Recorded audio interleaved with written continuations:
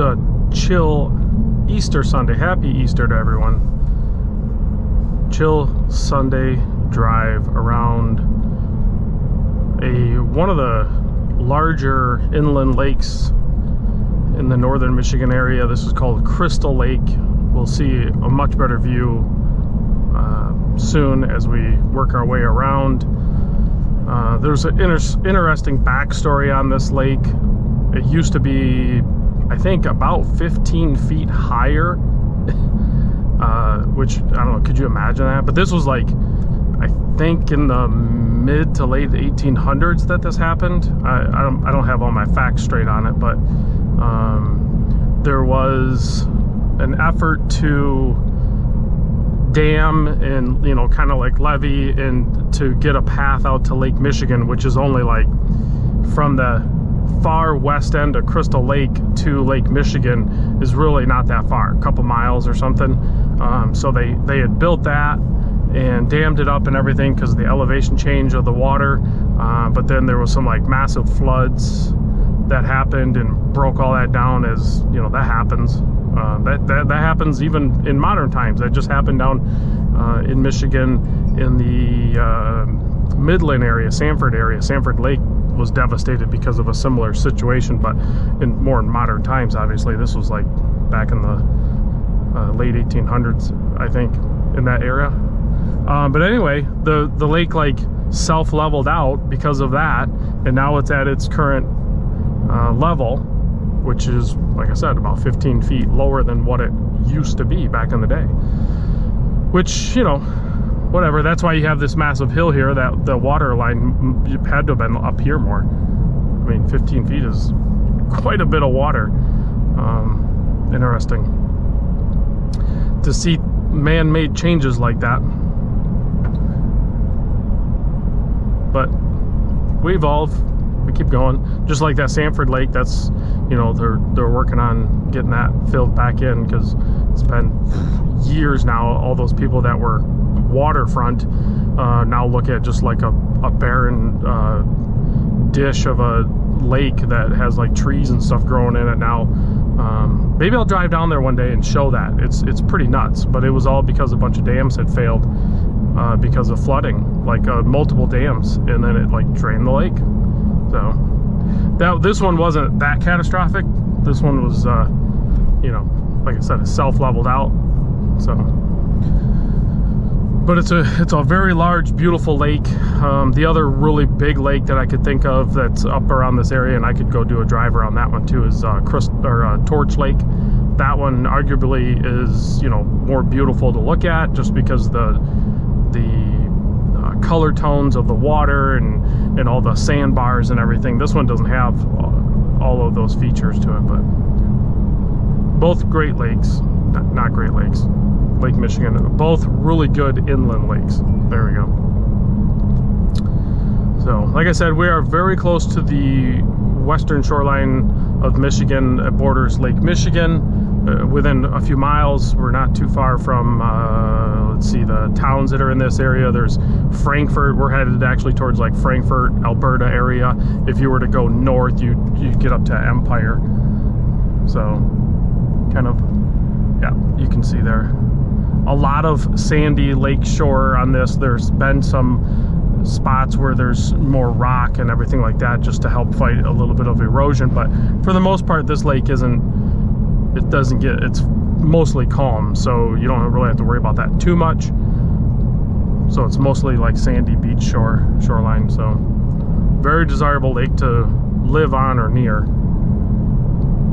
as are most of the inland lakes in the northern Michigan area, or in general, I suppose. So I like to live around lakes and be by a big body of water, fresh water, mostly. But oddly enough, I don't own a boat. I don't fish. I do some kayaking, but I usually do that on rivers. I have kayaked this lake.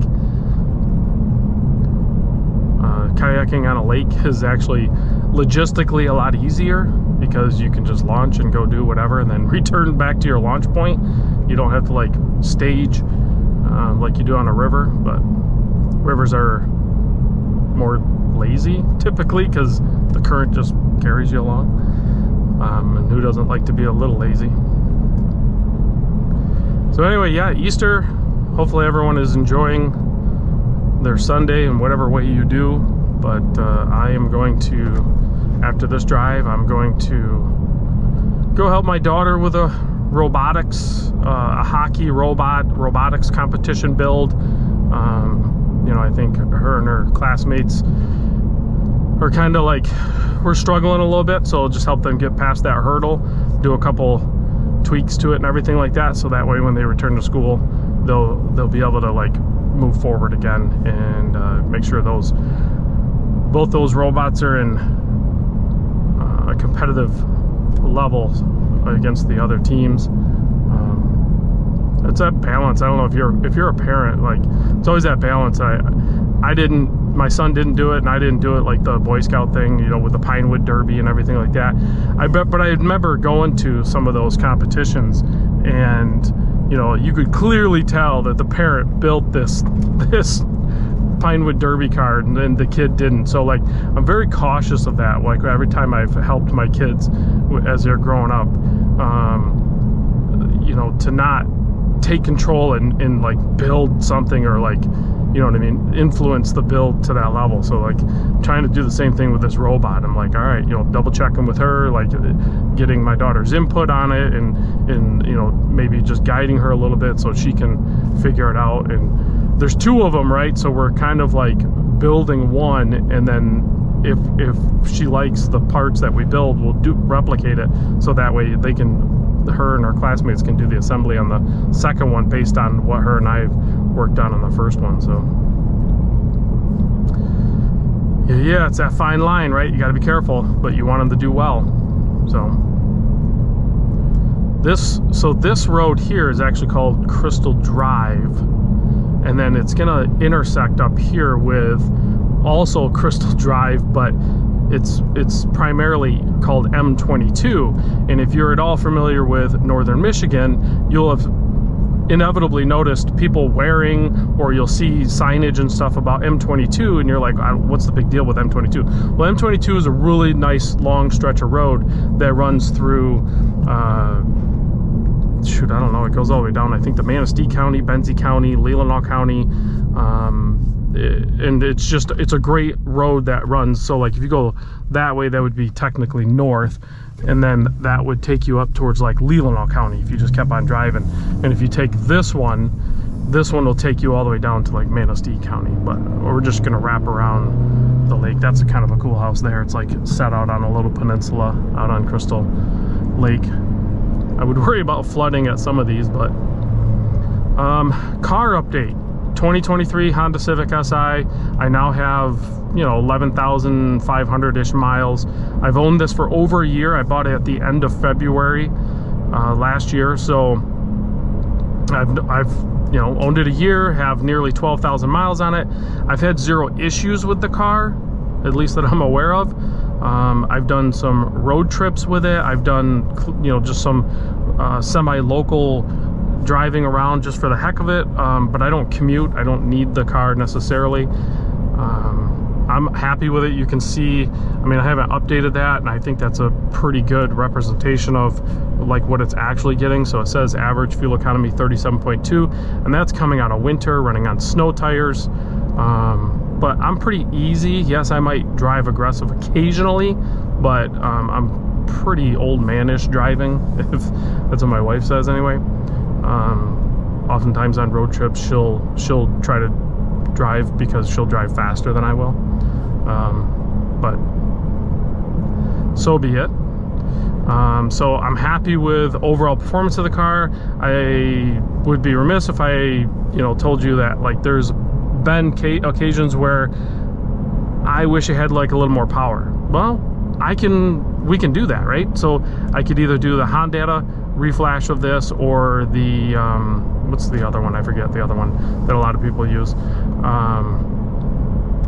K-tuner, I think it is. I think I'm gonna probably go with Honda because I don't need a device. The K-Tuner, it has like a separate device, and it's cool. It gives you all the displays and all the different gauges and everything. I don't need to know that information. Like, I can tell if the car's performing properly. So I might go with Hondata, and that should bump the horsepower like 30 or something. Keep it under the threshold of where the clutch starts to fail. Eventually I will replace the clutch, assuming I keep the car.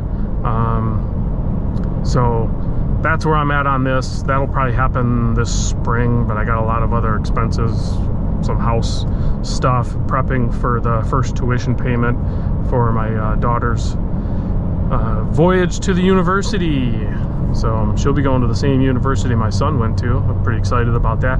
Insanely proud of both my kids for their accomplishments, and really looking forward to seeing what my daughter does and what path she chooses exactly. So it's inspiring to see younger people, my kids, younger people, like going for that higher achievement. So it's pretty cool. You can see we stepped away from the lake a little bit. We're gonna not see the shoreline as much here, but we're actually not too far from the Lake Michigan shoreline. So why don't we head that way as we conclude this drive, and I talk about a few other things. Watches. Let's talk watches. Today I'm wearing the Doxa Sub 300T Professional. Picked it up from Exquisite Timepieces. How do you not buy from Exquisite? Really, I've been buying from Exquisite forever. I don't want to like have a sales pitch here, but they're authorized dealer for like an insane amount of brands. Many of the brands don't resonate with me, but they have a lot of brands that do, and I'm a big advocate for buying from authorized dealers. It is the safest way to go. I know there's a lot of people that try to save money and do other different things, but I've heard horror stories of that. I say just get it from an authorized dealer. You know, make sure you have the proper paperwork and the proper watch and all that stuff. So we're gonna turn off here. We could wrap around and go around the other side of the lake, but let's go check out Point Betsie. We haven't checked out Point Betsie in a long time.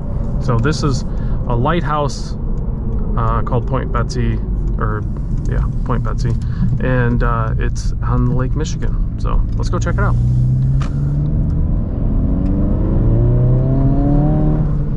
I'm gonna post this video today, as long as this video turns out. So time-wise, this weekend, I'm actually gonna be headed to Chicago to Minutes and Hours, formerly Microlux, and they look like they have a pretty good lineup of watches and brands. So I'm excited for that trip. I'll probably meet up with my son. He'll come down from Milwaukee, hang out with me in Chicago for a little bit. That'll be fun.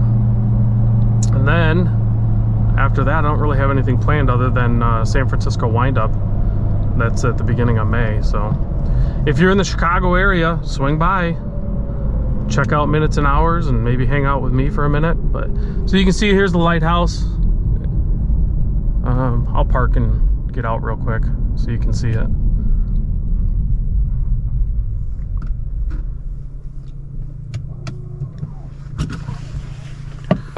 Let's see if you guys pay attention. Do I make old man noises when I get in and out of the car?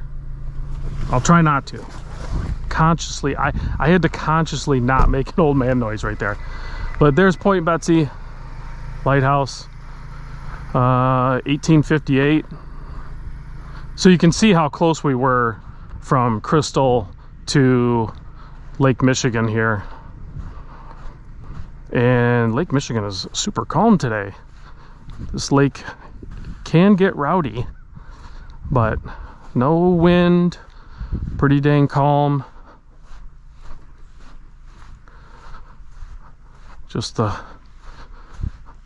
calming sound of small waves hitting the shoreline, which is why I like to live near big bodies of water. If I could live on Lake Michigan, or not on it, but like near, closer to it, I definitely would. A lot of sand, huge bluffs. Actually, if we step out here, we might be able to see off in the distance Sleeping Bear Dunes. Should be to the north here. I don't know if we'll be able to see it. Nah, I'd have to walk out way too far. I'd have to get wet. Well, you can see how clear the water is. Look how clear the water is. I mean, freshwater inlet and Great Lakes in Michigan are just beautiful.